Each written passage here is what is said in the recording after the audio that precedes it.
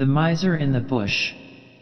You are listening on YouTube channel named Let's Listen Something. A farmer had a faithful and diligent servant, who had worked hard for him 3 years, without having been paid any wages. At last it came into the man's head that he would not go on thus without pay any longer, so he went to his master, and said, "I have worked hard for you a long time. I will trust to you to give me what I deserve to have for my trouble." The farmer was a sad miser, and knew that his man was very simple-hearted, so he took out threepence, and gave him for every year's service a penny. The poor fellow thought it was a great deal of money to have, and said to himself, "Why should I work hard, and live here on bad fare any longer? I can now travel into the wide world, and make myself merry." With that he put his money into his purse, and set out, roaming over hill and valley. As he jogged along over the fields, singing and dancing, a little dwarf met him, and asked him what made him so merry. "Why, what should make me downhearted?" said he. "I am sound in health and rich in purse. What should I care for? I have saved up my 3 years' earnings and have it all safe in my pocket." "How much may it come to?" said the little man. "Full threepence," replied the countryman. "I wish you would give them to me," said the other. "I am very poor." Then the man pitied him, and gave him all he had, and the little dwarf said in return, "As you have such a kind, honest heart, I will grant you 3 wishes, 1 for every penny, so choose whatever you like."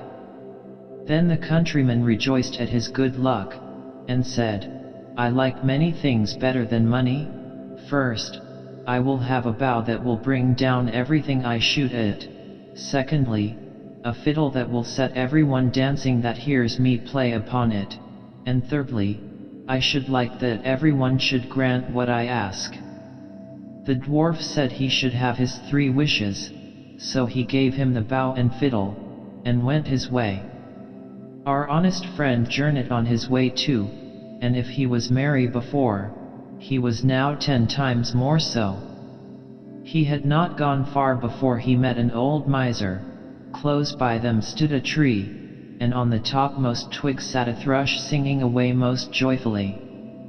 "Oh, what a pretty bird," said the miser. "I would give a great deal of money to have such a one."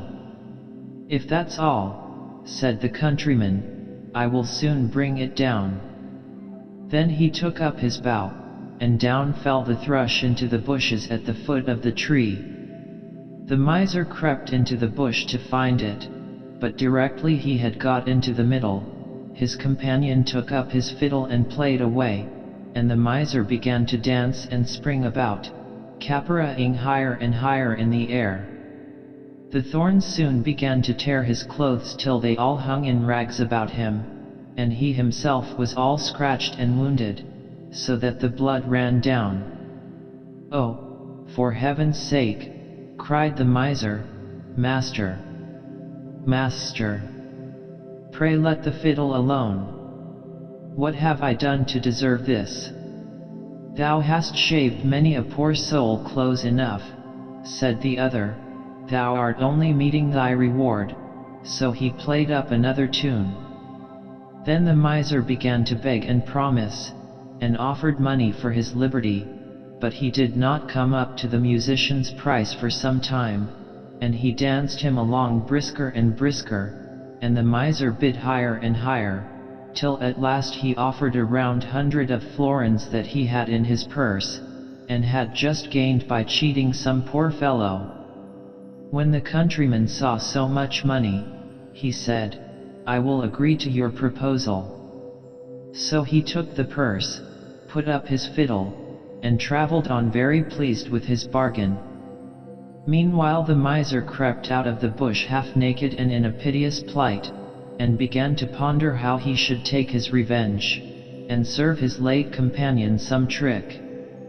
At last he went to the judge, and complained that a rascal had robbed him of his money, and beaten him into the bargain, and that the fellow who did it carried a bow at his back and a fiddle hung round his neck. Then the judge sent out his officers to bring up the accused wherever they should find him, and he was soon caught and brought up to be tried. The miser began to tell his tale, and said he had been robbed of his money. "No, you gave it me for playing a tune to you," said the countryman, but the judge told him that was not likely, and cut the matter short by ordering him off to the gallows. So away he was taken, but as he stood on the steps he said, "My Lord Judge, grant me one last request." "Anything but thy life," replied the other. "No," said he, "I do not ask my life, only to let me play upon my fiddle for the last time." The miser cried out, "Oh, no, no. For heaven's sake, don't listen to him. Don't listen to him." But the judge said, "It is only this once, he will soon have done." The fact was, he could not refuse the request, on account of the dwarf's third gift. Then the miser said, "Bind me fast, for pity's sake." But the countryman seized his fiddle, and struck up a tune, and at the first note judge, clerks, and jailer were in motion, all began cabareting, and no one could hold the miser.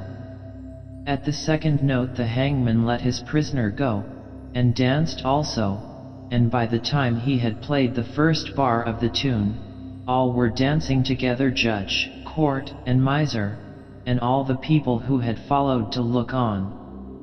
At first the thing was merry and pleasant enough, but when it had gone on a while, and there seemed to be no end of playing or dancing, they began to cry out, and beg him to leave off, but he stopped not a whit the more for their entreaties, till the judge not only gave him his life, but promised to return him the 100 florins. Then he called to the miser, and said, "Tell us now, you vagabond, where you got that gold, or I shall play on for your amusement only." "I stole it," said the miser in the presence of all the people. "I acknowledge that I stole it, and that you earned it fairly." Then the countryman stopped his fiddle, and left the miser to take his place at the gallows.